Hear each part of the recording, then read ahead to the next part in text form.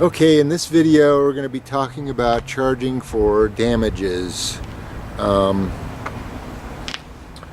This trailer had a small dent right there. Actually it has a dent, 3 dents down that same panel. I did not see that when they returned it, which is difficult for me to believe I didn't see it because it's fairly obvious. But had I seen it, it's about a $2,000 repair. According to the contract they're signing, they're responsible for a $500 deductible. The security deposit's $300 on these trailers. I could have forced the authorization on the $300 and charged their card another $200. At that point, you have the decision of whether or not you actually want to repair it. In this case, I probably would not have repaired it because it's still rentable, and it probably isn't even going to affect the resale value that much, if any.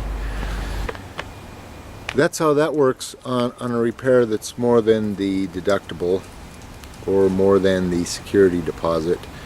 If, for instance, you had a broken leaf spring, you could explain to your customer that they're responsible for that repair. That's about a $250 repair.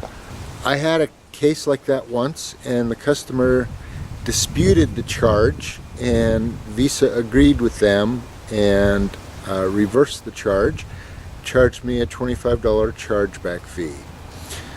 If that happens, what you want to do is send them a letter stating that they are responsible for the repairs. If it's not paid in 10 days, you're going to just forward it to your collection agency.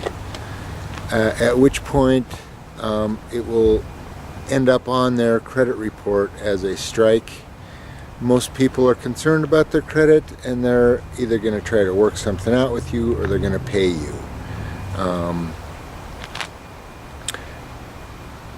That's a great thing to remember.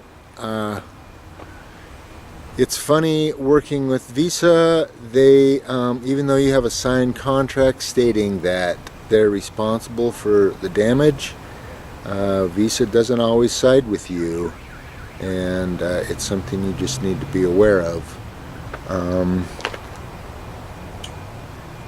Other damages, like maybe a broken window or a broken something or other, a cabinet door,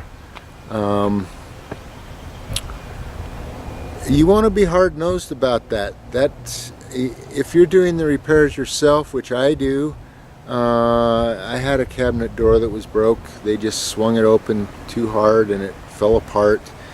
It actually only took me a few minutes to fix it, and it's not noticeable. But he volunteered to give me $50, so I took his $50. And you really just don't want to sell yourself short on those repairs. If it's going to take an hour, that's $50. You need to charge $50 an hour for your repairs if you're doing it yourself. If you're paying someone to do it, you need to go have it done and send them the bill, and then whatever time it takes you to deliver the RV and pick it up, that's $50 an hour. In the event of a total loss, which I've had 2, you want to make sure you get a police report and just simply report it to your insurance. You are going to charge your customer the $500 deductible, which is a matter of forcing the authorization on the security deposit and then charging their card for the balance.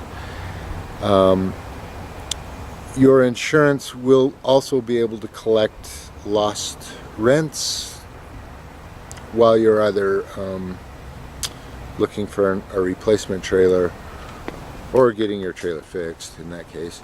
But it's fairly straightforward on a total loss like that. That should be all there is for this video. Please leave comments if you have questions. Thank you.